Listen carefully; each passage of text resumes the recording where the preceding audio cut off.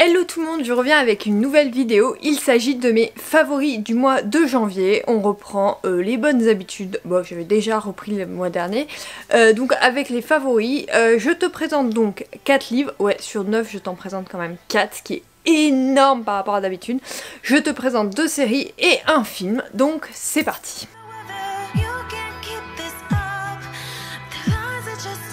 Premier roman, il s'agit d'un second tome mais sur un couple différent, donc c'est pas spoilant. Il s'agit de Twisted, le tome 2 Twisted Games d'Anna Hunk. Je te lis le résumé. Stoïque, sombre et arrogant, Rice Lanson a 2 règles. Protéger ses clients à tout prix et ne pas s'impliquer émotionnellement. Il n'a jamais été tenté d'enfreindre ses règles, jusqu'à elle. Bridget Van Ascherberg, une princesse dotée d'une obstination égale à la sienne. Elle n'est rien de ce qu'il attendait et tout ce dont il n'a jamais su qu'il avait besoin. Jamais, jour après jour, elle brise ses défenses jusqu'à ce qu'il soit confronté à une vérité qu'il ne peut plus nier. Il a fait le serment de la protéger, mais tout ce qu'il veut, c'est la prendre, parce qu'elle est à lui, sa princesse, son fruit défendu. La princesse Bridget rêve d'être libre, d'aimer comme elle l'entend, mais quand son frère abdique, elle se retrouve soudainement confrontée à la perspective d'un mariage sans amour, politiquement opportun, et d'un trône qu'elle n'a jamais voulu. Tout en naviguant dans les méandres et les trahisons de son nouveau rôle, elle doit aussi cacher son désir pour un homme qu'elle ne peut pas avoir, son garde du corps, son protecteur. Inattendu et interdit, leur amour pourrait détruire un royaume. J'avais adoré le premier tome, je te l'avais présenté, j'avais beaucoup communiqué sur le premier tome, et ben le deuxième est là à la hauteur de mes attentes. Vraiment, je ne pouvais pas m'attendre à une histoire aussi géniale. J'ai qu'une hâte, c'est de lire le 3e et le 4e tome qui sortent dans les mois à venir. Tellement c'est génial. Là on est sur une histoire un peu différente avec garde du corps, princesse. On a d'un côté la royauté, on a d'un autre côté cette relation qui naît de ces 2 personnages. Vraiment, j'ai adoré du début à la fin. Les personnages ont une histoire attachante, touchante et on peut être que transporté en leur compagnie. Donc vraiment, si tu ne connais pas cette saga, je te la recommande. C'est de la new romance, c'est de la romance, c'est typiquement ce que j'aime dans la new romance de nos jours, de maintenant, c'est-à-dire il y a une touche d'originalité qui fait qu'on n'est pas juste sur de la romance, il y a autre chose à côté et un univers très bien développé. J'ai qu'une hâte, c'est de lire du coup les prochains tomes, comme je te disais, donc le 3e sort au mois de février. S'il est dans la même continuité, tu l'auras sûrement dans mes favoris du mois de février.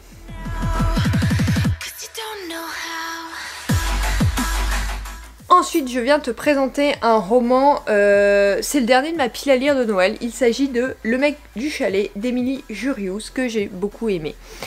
Clara est une mère célibataire de 2 enfants. Non, plus exactement, Clara est mère célibataire de 2 diablotins. Elle les aime de tout son cœur, mais elle ne peut pas nier qu'ils sont parfois insupportables. Pourtant, quand le directeur de la colonie où elle les a inscrites l'appelle, elle voit rouge. Comment ces garçons chéris seraient insupportables et il faut qu'elle interrompe ses premières vacances en solo depuis leur naissance pour venir les récupérer en pleine montagne. Le Père Noël n'a-t-il donc aucune pitié ? Ce Josh, incapable de s'occuper d'un groupe d'enfants, pendant quelques jours va entendre parler d'elle. Clara est remontée jusqu'au moment où elle arrive aux portes du chalet. Ce type musclé et sexy en train d'engueuler ses fils, c'est Josh. Certes, elle a demandé un bel homme pour Noël, mais elle ne s'attendait pas à ce qu'il soit aussi odieux. Alors d'habitude, j'aime pas trop les romances avec des mères célibataires ou des pères célibataires, c'est pas trop mon kiff. Pourtant, là, j'ai trouvé ça hyper sympathique parce qu'on découvre 2 personnages drôlement différents, avec une histoire différente, avec un passé pas forcément facile. Et pourtant, ils vont réussir à finir ensemble avec un certain nombre de péripéties. Bon, l'univers à côté de notre romance n'est pas extrêmement développé. À partir du moment où ils sont tous les 2, on est à fond dans la romance, on n'est pas trop sur le à côté. Pourtant, la colonie de vacances, ça aurait été intéressant de plus développer ça. Certes, les personnages secondaires, par contre, ont un rôle prédominant, je trouve, avec leur propre histoire, qui est franchement intéressante. Voilà, franchement, c'est un roman que je recommande et c'est un de mes romans préférés de ma pile à lire de Noël de cette année. Donc vraiment je te le recommande. Après, livre de Noël, vite fait. Hein. C'est surtout un livre d'hiver pour moi. Donc du coup, si tu ne l'as pas encore lu, tu peux le découvrir pour le mois de février. Ça sera parfait.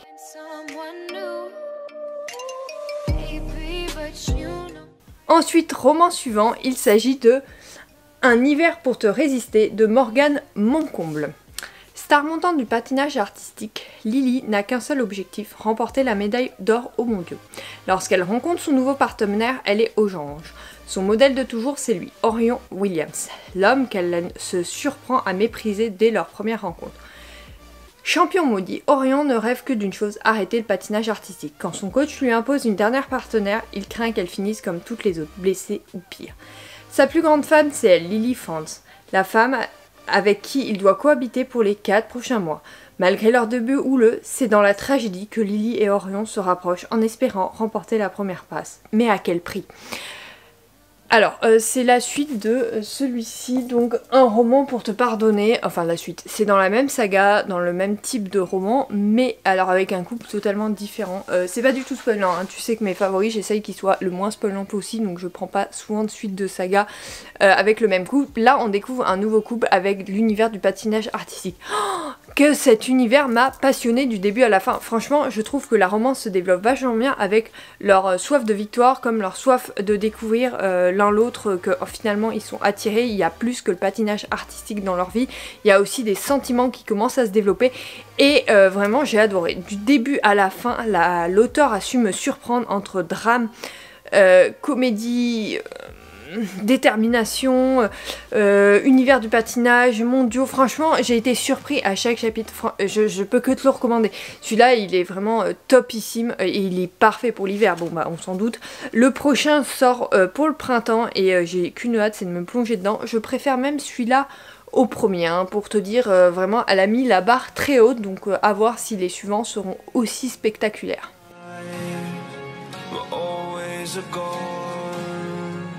Ensuite, Lackerston, le tome 1 de Sarah Rivers. Je ne pensais pas l'acheter vu que je n'avais pas vu la sortie. Je l'ai acheté, je l'ai lu et j'ai adoré. Dans la tranquillité trompeuse de la ville d'Evige, aux États-Unis, Iris, confinée à la bibliothèque, est plongée dans ses révisions. À quelques kilomètres de là, un mercenaire affronte le froid tranchant de la nuit, aussi glacial que le cadavre qu'il vient d'enterrer. Ils n'ont rien en commun, pourtant tous les deux ont le même objectif, amasser assez d'argent. Iris pour payer ses frais de scolarité à l'université, le mercenaire pour mener à bien sa mission. Mission dont elle est la cible. Désormais, l'existence d'Iris est liée à celle de cet homme, une connexion qui éveille en lui curiosité et désir. Arrachée à la vie qu'elle a toujours connue, la jeune étudiante se retrouve à la merci du mercenaire dont l'impulsivité a forgé la réputation, celui qui a été façonné pour tuer, celui qu'on appelait Lackerston. C'est de la dark romance, je préfère te prévenir tout de suite, mais comme tu sais, moi j'aime bien la dark romance, j'en lis de temps en temps. J'avais lu les Paperwinter quand ils étaient sortis chez Milady, j'avais découvert Captive de cet auteur, et c'est pour ça que je voulais lire la suite, enfin pas la suite, le nouveau roman de cet auteur, parce qu'elle m'avait vraiment captivée. Captive quoi. Et celui-là est pareil.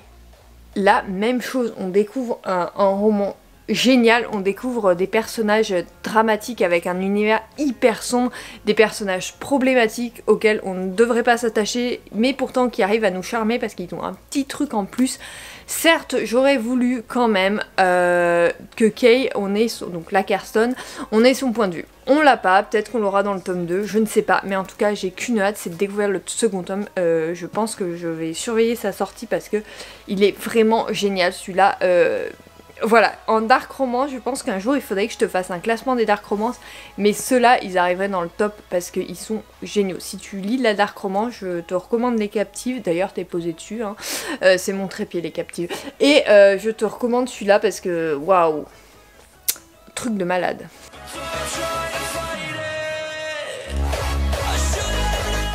On passe au seul film que j'ai aimé ce mois-ci, j'en ai pas vu beaucoup comme je voulais en voir un par semaine, c'est déjà mort, hein. J'ai loupé au moins 2-3 semaines, donc du coup j'en ai eu très peu et il y en a qu'un que je voulais te parler, alors pas forcément qui m'ait plu, mais enfin si il m'a plu mais c'est un peu compliqué à t'expliquer, tu vas comprendre tout de suite en te disant le titre, c'est Anne Frank, ma meilleure amie.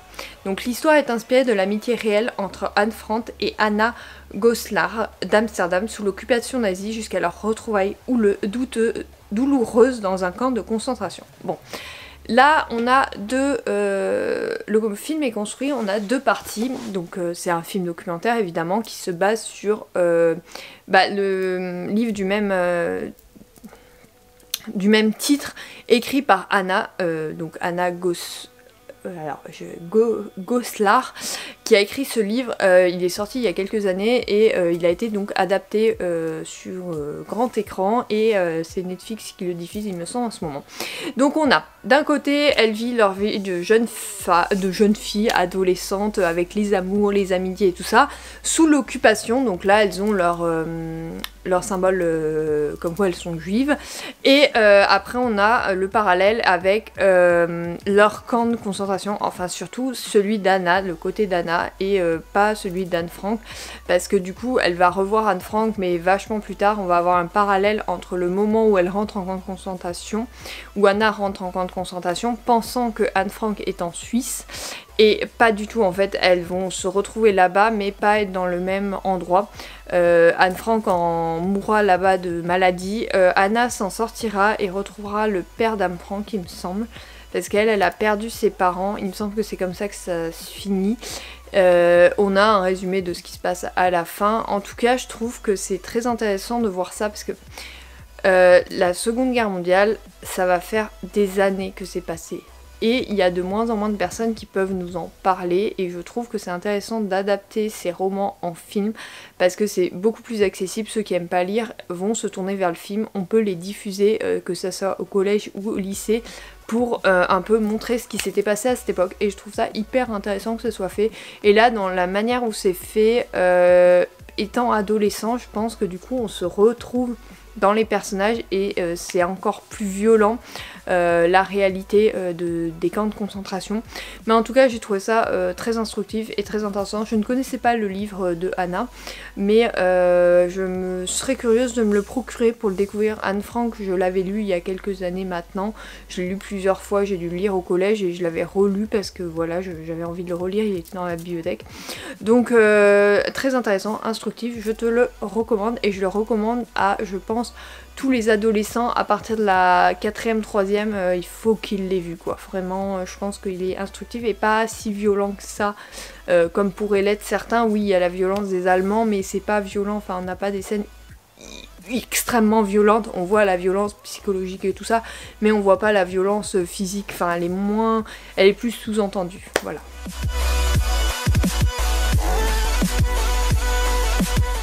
Maintenant on passe aux séries. Donc déjà il y a The Crown saison 6 partie 2. Bon, je t'avais parlé de la partie 1 en décembre, c'était sûr que j'allais te parler de la partie 2. Donc l'histoire reprend quelques années après l'accident de Diana, entre la jeunesse compliquée de William et d'Harry, les désirs du prince Charles ou encore la détresse d'une Elisabeth II de plus en plus isolée. Donc là, on est sur le début du 21e siècle, grosso modo. Donc on a toute l'enfance, enfin l'adolescence et les années de jeunes études de Harry, de William, ainsi que on a la rencontre entre William et Kate Middleton, évidemment. C'est bien fait, ça conclut bien cette série. Tu sais que c'est une série documentaire, donc forcément j'aurais voulu que ça aille jusqu'à la mort de la reine. Ça ne pouvait pas, parce qu'en fait on a trop de... Je pense je sais pas comment c'est tourné et tout ça, mais je pense qu'il se base sur des archives, et pour avoir accès aux archives, forcément faut avoir quelques années qui soient passées. Au niveau politique et tout ça, c'est un peu compliqué, donc je pense qu'ils sont allés jusqu'au maximum qu'ils pouvaient faire, avec le respect de cette reine qui a été quand même une grande reine pendant des années. On parle toujours de la reine d'Angleterre, nous on voit pas la nouvelle reine d'Angleterre, c'est pas la reine d'Angleterre c'est Elisabeth II, pour encore quelques années, je pense. On a du mal à se faire au fait que ça soit maintenant son fils qui est à la tête du royaume, ce qui est normal, mais du coup c'est une grande dame, cette série lui rend extrêmement honneur pour moi. Peut-être qu'il y en a qui sont gênés par commencer à interpréter. Oui, il y a une interprétation, il y a toujours une interprétation. Quand on va lire, on va pas comprendre la même chose, on va pas interpréter de la même manière. Pourtant, je trouve qu'ils l'ont fait avec beaucoup de respect. Netflix a fait une adaptation en documentaire avec beaucoup et énormément de respect, avec grande classe. Et on voit bien les années les plus compliquées, les années de gloire et compagnie. On voit bien comment évoluent Charles, William, Harry, Elisabeth II, ses autres enfants et tout ça. Donc vraiment très instructif. Je garde que cette série, moi je la recommande pour ceux qui voudraient en savoir plus sur la reine d'Angleterre. Je trouve que ça rend bien honneur à son règne.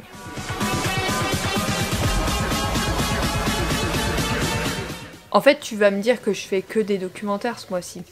Mais c'est un peu vrai, en vrai, j'ai vu majoritairement des documentaires. Parce que là, je vais te parler de Squeezie, Merci Internet, la mini-série documentaire sur Squeezie. Donc le documentaire raconte le parcours du célèbre créateur de contenu, aujourd'hui numéro 1, Squeezie, en France. Cette série se concentre principalement sur les coulisses de la chaîne YouTube du jeune homme depuis ses débuts en 2013 jusqu'à aujourd'hui. Ouais, oui, parce qu'il y avait GP Explorer, donc jusqu'à aujourd'hui. Alors, je voulais le voir, monsieur était pas convaincu, puis ma meilleure amie m'a dit non mais c'est vraiment génial, donc j'ai réussi à convaincre monsieur, donc on l'a regardé et franchement hyper instructif de voir les hauts et les bas d'un youtubeur, de voir quand ça marche pas, comment ils font, comment ils arrivent à créer du contenu toujours plus original, comment ils arrivent à capter les gens et comment ils arrivent à lever des fonds pour pouvoir faire leur projet complètement dingo parce que ça sort de sa petite tête et après c'est genre à ses collaborateurs de débrouillez-vous pour trouver l'argent, pour trouver le moyen de le faire. Vraiment j'ai adoré, j'ai passé un bon moment. On voit bien les hauts et les bas, on voit bien que c'est une personne qui a donné beaucoup de lui-même, beaucoup de sa vie privée pour monter son projet, ses projets, pour continuer sa chaîne YouTube et ça ne m'étonne pas qu'il soit numéro 1 vu comment il est, enfin la pression qu'il se met au quotidien et tout. Vraiment très instructif et je pense que ça pourrait parler à beaucoup de gens en fait. Parce que même en dehors du fait que tu fasses sur YouTube ou sur autre chose, c'est un documentaire sur la détermination, sur la motivation et surtout sur plus on donne, plus on reçoit, plus on y gagne finalement. En fait c'est proportionnel et vraiment c'est bien foutu. C'est très instructif et je ne pensais pas que ça allait autant m'intéresser parce qu'on a vraiment le côté business et tout ça qui est hyper bien développé, hyper bien expliqué. On a les témoignages, que ça soit de ses parents, de son frère, de ses amis, de ses collègues, enfin bref on a le témoignage de tout le monde qui permet de vraiment regrouper. Il remercie énormément de personnes à travers ce documentaire je trouve. Enfin c'est pas lui qui l'a fait, c'est son monteur mais voilà.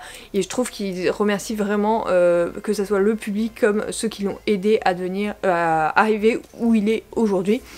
Bon, si tu connais un peu l'univers de YouTube, je te le recommande. Après, si tu passes totalement à côté, pas forcément. Genre, je vais pas le recommander à mes grands-parents, par exemple. Cette vidéo est maintenant terminée. J'espère qu'elle t'aura plu. Moi, j'ai pris du plaisir, comme d'habitude, à la tourner. Maintenant, ça va être montage pour une publication ce vendredi. Pour une fois, je la tourne que 4 jours avant. Parce que tu sais que les favoris, j'essaye de les couper le maximum pour pouvoir avoir toute la fin du mois et toutes mes lectures au complet, plus les films et les séries.